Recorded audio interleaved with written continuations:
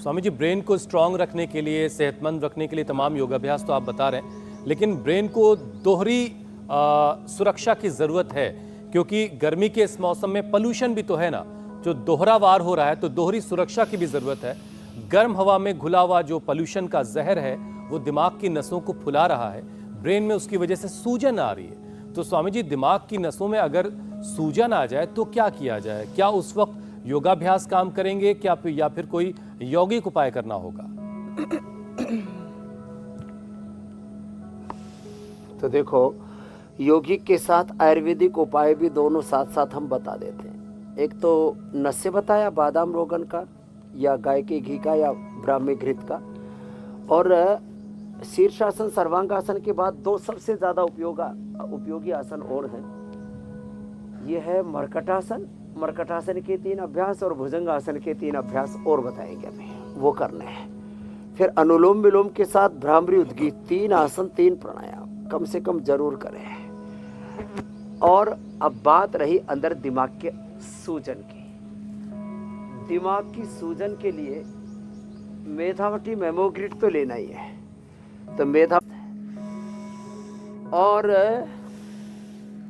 बादाम, अखरोट, ये जिनका आर्थिक सामर्थ्य वो ले लेना। बाकी स्ट्रेस में नहीं आना कि हमारे पास तो बादाम नहीं है तो हमारी सूजन कैसे ठीक हो। जिनको बादाम नहीं मिलता है खाने के लिए, कोई दिक्कत नहीं है, वो मूंगफली भिगो करके खा ले। मूंगफली, मोठ, मूंग, थोड़ा सा चना, इसको भिगो करके खा ले, उसका भी सेम लाभ है। इसलिए बिहार में, यूपी में कई जगह तो जो मूंगफली दाना है उसी को ही बादाम की तरह लोग खाते भी हैं। लेकिन स्वामी जी, कई लोग पता है गलती क्या करते हैं, वो मूंगफली को हेल्दी समझ के इसे रोस्ट करने के बजाय तल के फिर उसके ऊपर नमक छिड़क कर खा लेते हैं। तो वही मूंगफली फिर कितनी खतरनाक हो जाती है, जरा दर्शकों को ये भी समझा दें। आप मूंगफली भिगो के खाने की बात कर रहे हैं, तो इसलिए हाँ, ये गलत बात है। जब आप रोस्ट करके खाते हैं, जब उसको तल करके खाते हैं, तो घी और तेल जो दिमाग के लिए अच्छा होता है, वो उबालने से उसके अंदर खराब कोलेस्ट्रॉल पैदा हो जाता है। उसके अंदर एक ऐसा जहरीला तत्व तैयार हो जाता है जो आपको कैंसर की तरफ लेके जाता है। इसलिए नेचुरल ऑयल, चाहे वो सेसमे का है, चाहे सरसों का है, चाहे नारियल का है, जितने भी प्राकृतिक तेल हैं और गाय का घी है, ये बहुत अच्छा। लेकिन उसमें मूंगफली मत तलना, उसमें आलू मत तलना। आलू तल करके और फिर उसकी फिंगर चिप्स खाते रहते। मूंगफली भिगो करके खाना, और जो है वैसे भी बहुत पित्तकारक होती है मूंगफली, एक मस्तिष्क के लिए और बड़ी चीज़ है। तो ये भिगोने से ये मामला गड़बड़ नहीं होगा।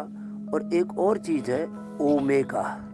अब ओमेगा भी जो है कई तरह के मांसाहार से लोग प्रयोग करते हैं। सबसे अच्छा ओमेगा है सीबकथोर्न का और फ्लैक्सीड का। सीबकथोर्न तो लेह लद्दाख में होता है, तो उसमें वो सबको मिलना थोड़ा सुलभ नहीं है। वैसे हम सीबकथोर्न के कैप्सूल उपलब्ध कराते हैं, लेकिन हमने फ्लैक्सीड के कैप्सूल भी उपलब्ध करा दिए। और न्यूट्रिला ओमेगा में हमने फ्लैक्सीड और उसमें सीबकथोर्न का एक ब्लेंड तैयार कर दिया है। तो ये ओमेगा जो है ना, ये मस्तिष्क के लिए बहुत जरूरी है। ओमेगा मस्तिष्क के लिए, विटामिन ए आंखों के लिए, और विटामिन सी जो गाजर में और आंवले में बहुत होता है, इसलिए गाजर आंवले का जूस हम खूब बताते हैं। और विटामिन ई स्किन के लिए जो सोयाबीन में बहुत होता है, और विटामिन डी जो धूप में खूब होता है, विटामिन B12 जो मिलेट्स में खूब होता है, और B12 दूध दही में भी पूरा भरपूर होता है। और कैल्शियम जो है वो दूध दही के अलावा सिंघाड़ा, जो चौलाई, इन सब में पूरी मात्रा में होता है, रागी बाजरा आदि में।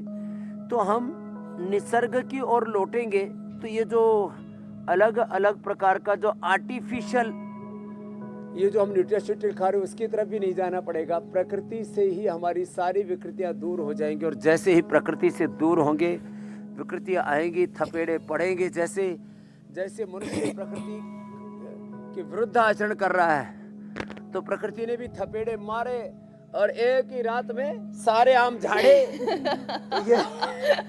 ये जो है ना, ये मामला जो सारा चल।